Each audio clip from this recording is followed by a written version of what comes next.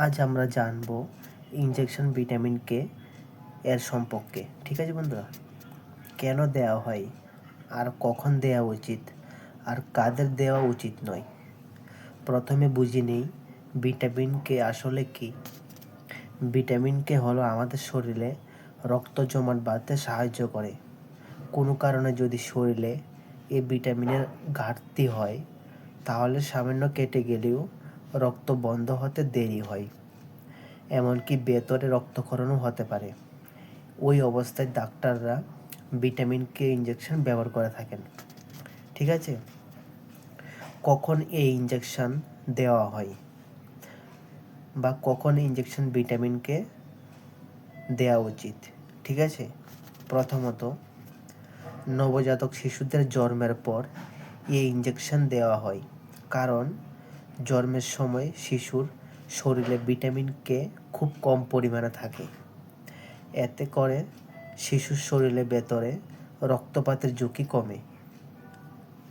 ঠিক আছে, এই ভিটামিন কেটা দেওয়ার ফলে রক্তপাতের যে ঝুঁকিটা থাকে সেটা কমে যায়, সেই জন্য ভিটামিন কে দেওয়া হয়। ঠিক আছে, দ্বিতীয়ত যাদের শরীরে ভিটামিন কে এর ঘাটতি আছে, যাদের বারবার রক্তপাত হয় বা যাদের লিভারের সমস্যা আছে, তাদের ক্ষেত্রেও এই ইনজেকশন দেওয়া হয়।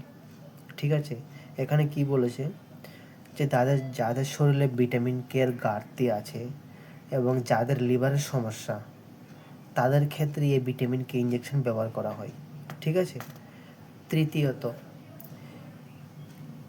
কিছু ওষুধ যেমন অ্যান্টিবায়োটিক দীর্ঘদিন খেলে ভিটামিন কে কমে যেতে পারে, তখন ডাক্তাররা এই ইনজেকশন দিতে পারে।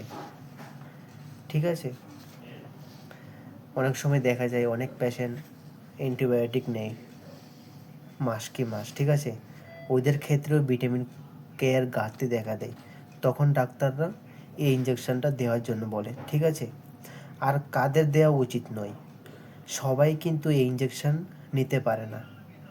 যাদের আগে ভিটামিন কেতে অ্যালার্জি আছে তাদের এটা দেওয়া উচিত নয়, যেমন গর্ভবতী নারী বা বুকের দুধ খাওয়ানোর মায়েদের ডাক্তার পরামর্শ ছাড়া কখনোই এই ইনজেকশন নেওয়া উচিত নয়।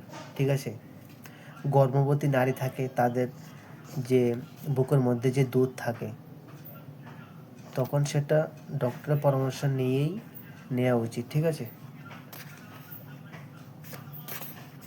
ডক্টরের পরামর্শ ছাড়া কখনোই নেবেন না। ঠিক আছে, এছাড়াও নিজে নিজে বা ফার্মাসি থেকে কিনে এই ইনজেকশন নেওয়া খুবই বিপজ্জনক। গুরুত্বপূর্ণ সতর্কতা। ঠিক আছে, সবসময় ডাক্তারের পরামর্শ অনুযায়ী নিতে হবে। ভুল ডোজ, অপ্রয়োজনীয় ব্যবহার শরীরের মধ্যে ব্যবহার করলে এটা ক্ষতি করতে পারে। ঠিক আছে, এই ভিডিওটা শুধু আমি শিক্ষামূলক এবং সচেতনার উদ্দেশ্যে তৈরি করেছি। ঠিক আছে, কেউ নিজে থেকে এই ইনজেকশনটা ঘরে ব্যবহার করবেন না যতক্ষণ না পর্যন্ত ডক্টর পরামর্শ দিচ্ছে। ডক্টরের পরামর্শ ছাড়াই কখনো ইনজেকশন ঘরে ব্যবহার করলে নিজেও ক্ষতিগ্রস্ত হবেন, অন্যরাও ক্ষতিগ্রস্ত হবে। ঠিক আছে, সেই জন্য ডক্টরের পরামর্শ ছাড়া কোনো ওষুধই ব্যবহার করা উচিত নয়।